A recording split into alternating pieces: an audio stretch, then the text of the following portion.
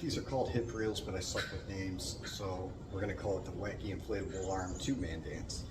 We'll take our right hand, let the handle come up to the left side of our chest, around the shoulder, one flip, and as it comes back down, it's gonna go behind my hip. And as it goes behind my hip, you'll notice it kind of stalls right there. And then I turn my hand and bring it back.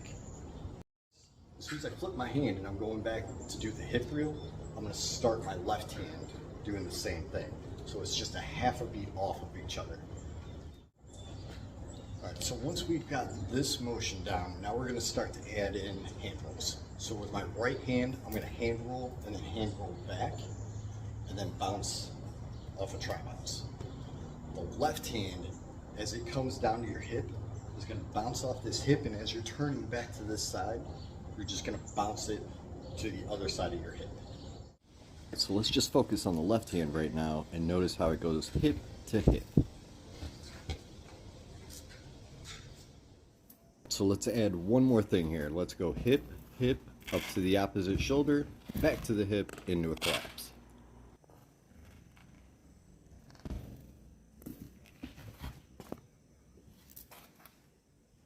So now let's take a look at the right hand. We're going to do a front to back hand roll, a back to front hand roll, tri-bounce, and then it's going to come up on an angle to the opposite shoulder into a collapse.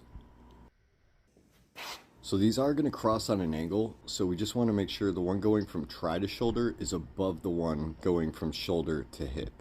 So they're just going to cross each other, one above the other on an angle.